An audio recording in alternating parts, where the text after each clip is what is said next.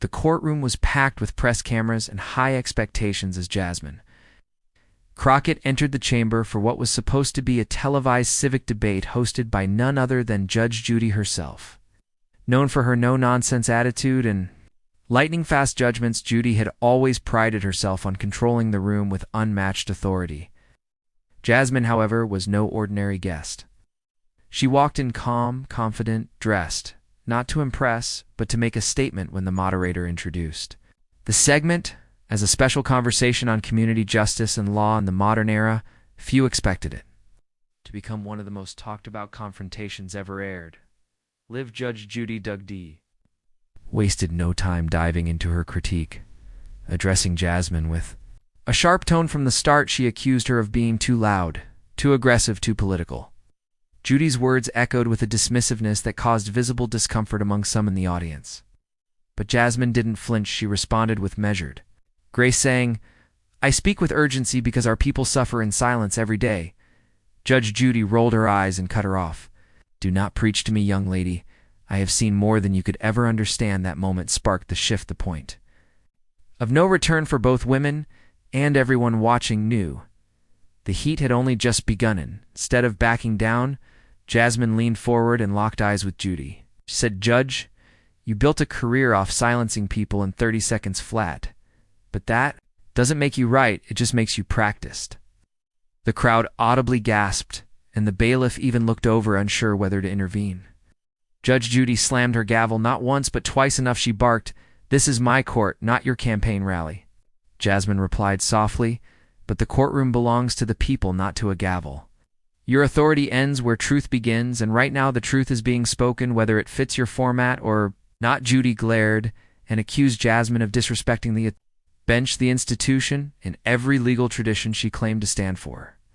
Jasmine countered with poise. Institutions are not sacred when they are used to protect the powerful and punish the powerless. If that makes me disrespectful, then so be it. Judy's expression turned rigid. Her voice grew sharper. "Are you saying my entire legacy is invalid?" Jasmine smiled. "Just the parts where you confuse order with justice. Your legacy is not under attack."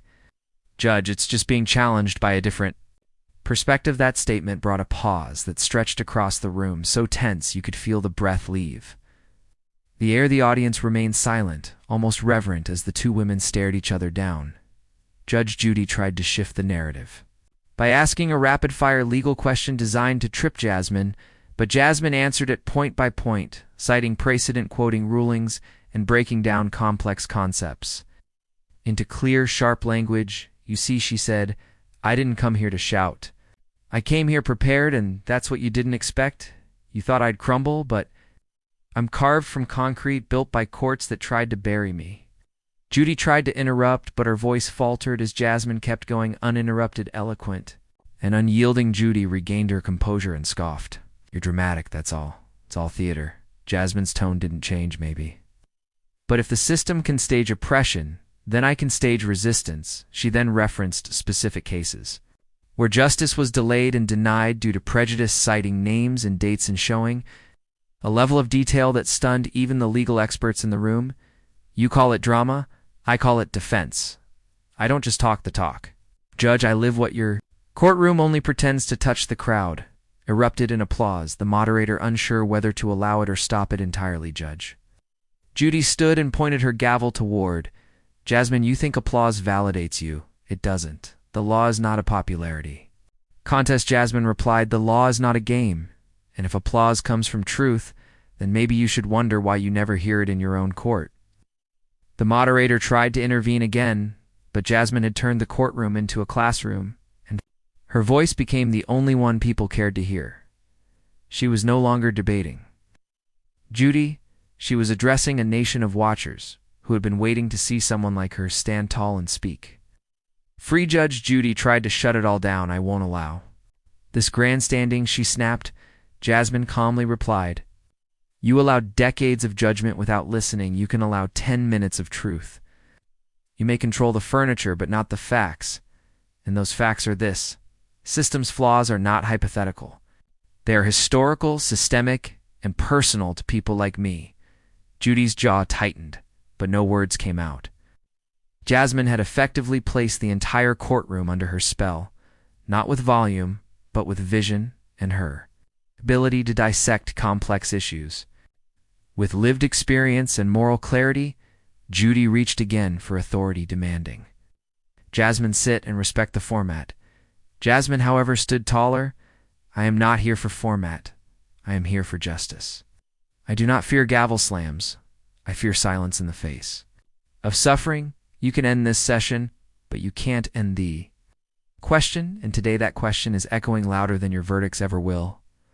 The crowd stood, many clapping, others stunned into motionless awe. Judy tried once more to speak, but her voice was buried beneath the roar of support that filled the chamber. The bailiff stepped forward, but Jasmine extended her hand to him, gently saying, I'm not here to fight, I'm here to free. And then she turned back to Judy and said, if you want obedience, find someone else. I was born from protest, raised by truth and guided by the ancestors you refused to acknowledge. That line alone became a viral quote, a tattoo, a chant, a call across generations who saw themselves in her strength and her stance. Media outlets exploded with coverage. Talk shows debated the clash, some calling Jasmine disrespectful, others hailing her as the voice of a new era. Civil rights leaders issued statements of support, while thousands flooded social media with praise messages and stories of how they too had been silenced in rooms of power, only now they had words and a face to stand with.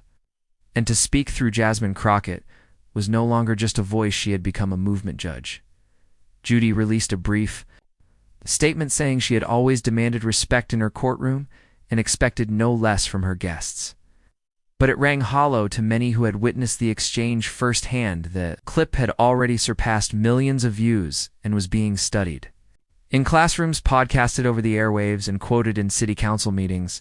Jasmine had taken a moment and turned it into momentum. She appeared on several networks, but only said one line again and again. I spoke because I had to, not because I wanted to. And when they asked what she thought of Judge Judy, she simply smiled and said, I hope she heard me, not just what I said, but why I said it. That response only amplified her message of power through purpose and composure. Educators began using her transcript as study material in rhetoric and law classes. Students from underrepresented backgrounds posted online saying, I finally feel seen.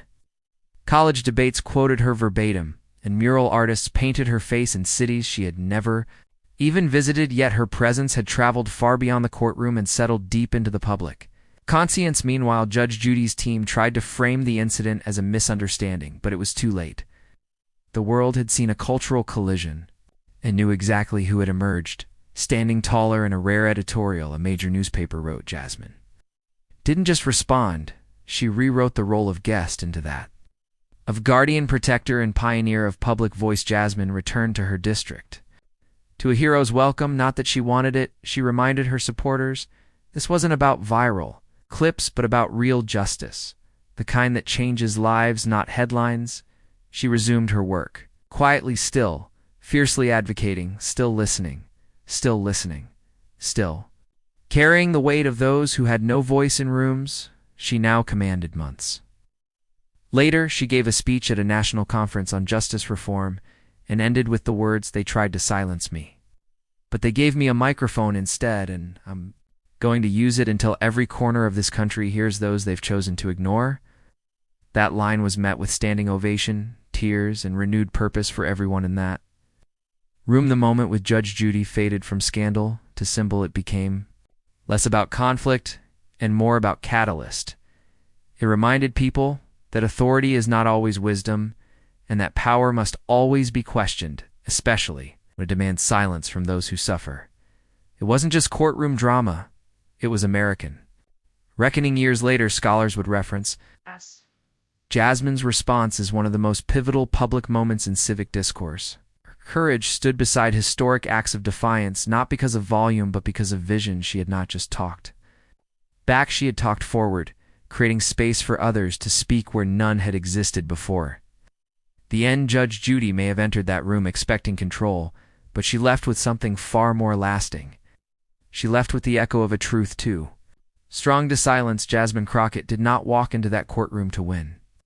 She walked in to witness and in doing so she rewrote the rules of engagement and reminded America who the courtroom really belongs to.